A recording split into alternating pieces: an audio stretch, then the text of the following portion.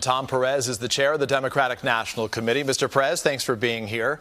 Well, I got a bunch to get to this morning. Let me start with the Supreme Court, if I can, very quickly. Democrats are furious that the Senate is planning to move ahead with a vote on the president's Supreme Court pick after Republicans blocked President Obama's pick in 2016. Republicans argue that they now control the White House and the Senate, that that's what's different and that it's their constitutional responsibility. So why shouldn't they? Well, let's just use their own words. We saw from Mitch McConnell, the American people should have a say in who the nominee is. Those aren't my words. Those are Mitch McConnell's. Lindsey Graham, the same thing. Every member of the committee in 2016. I mean, the hypocrisy is rank. But what's even more important is this highlights that healthcare, we know healthcare is on the ballot November 3rd. Healthcare is on the docket November the 10th.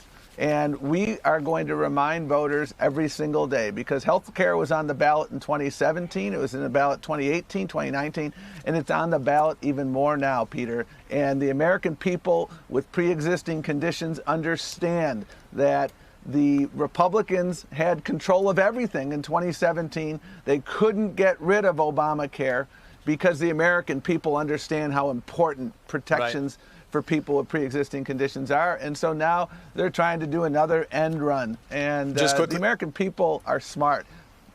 Just quickly to punctuate this, though, is there anything Democrats can do to block the president's pick?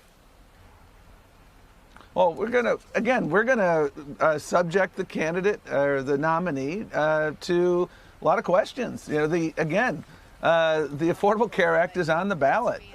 What is this person going to do to protect people with pre-existing conditions?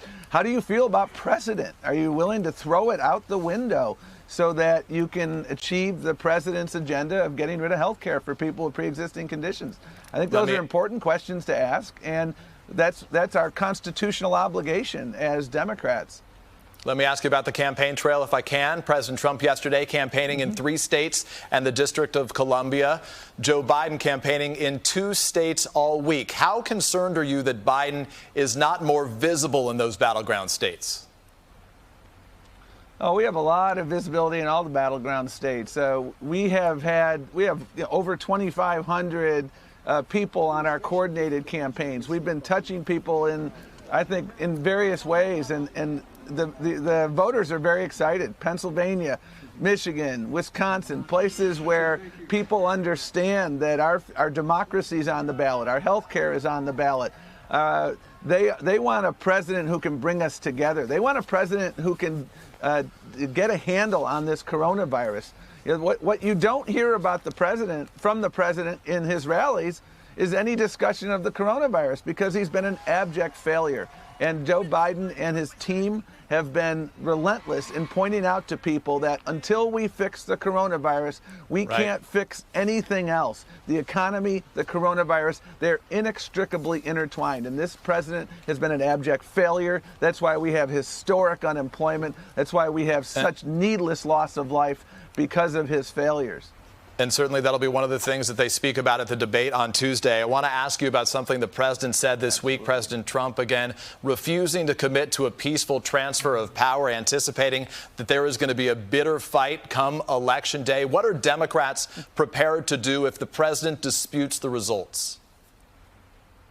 Listen, we're going to win. And even the Republicans who've been lapdogs for this president responded to that statement by saying, of course, there's going to be a peaceful transition of power. This is another distraction. The president doesn't want to talk about health care. He doesn't want to talk about his failed response to the pandemic. He doesn't want to talk about the historic unemployment.